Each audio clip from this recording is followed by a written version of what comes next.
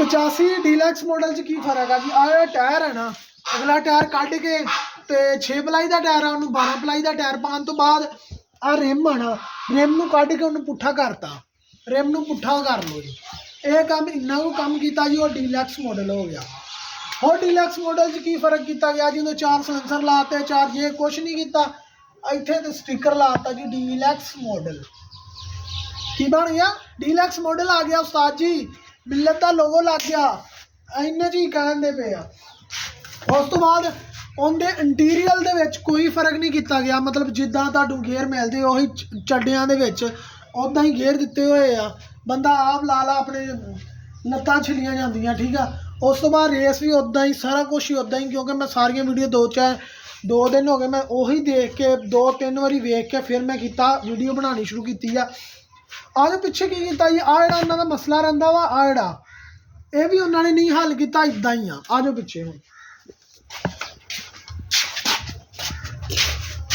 अपनियां लैंकां गईयां जी, लैंकां दे विच इत्थे रख के ना इनू थोड़ा गांह करके इत्थों एक प्लेट कड्ढी आ, प्लेट दे विच इत्थे इदां करके कपलर ला के ना इनू की करता जी, इनू जैक लाते आ, ठीक है। जिहड़ी ये तब्दीली आपां कहने आ जगह ते ना इत्थे इदां करके ना जैक चक्केगा इनू ते लीवर दे नाल ही कंट्रोल होणगियां वो, ठीक है। आ इन्ना को फर्क किया गया वा। डीलक्स मॉडल यूट्यूब पर जिन्ने भी आ सारे लगे हुए डीलक्स मॉडल।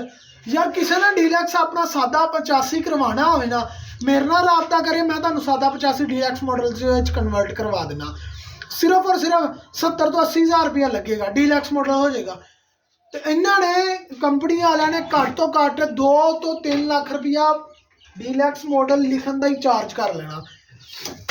होर किसी ने लोगों किसी किस्म का तैयार करवाना होवे वो भी असां तैयार करवा के दे देंगे। यार इन्ने मसले वाली गल ही नहीं कि तुसीं चेंज करनी है, चेंज करने तो तुसीं घेर कट के साइड ते दो, पीटीओ की सही करो, उस तो बाद ये लिफ्टर आ चुपियां मारदा ये ठीक करो, वो तो काम होंगे नहीं है। कंपनी वालों को डीलक्स मॉडल देता, ये देता जी, वो देता, कोई फायदा नहीं है डीलक्स मॉडल का। मैं तुहानू अज दसता डीलक्स मॉडल का कोई फायदा नहीं है।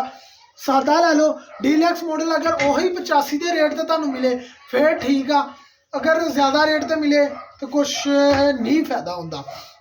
अगर कोई अपना पुराना 85 डीलक्स मॉडल जो चेंज करवाना चाहे वह भी करवा सकता वा, तो उन्हें कोई मसला नहीं है। मैं 2-3 इंडियन भाई है उन्होंने गल करके वो लगा रहे हैं जैक लगा वही जैक ही लगाया उन्होंने, होर कुछ नहीं किया है।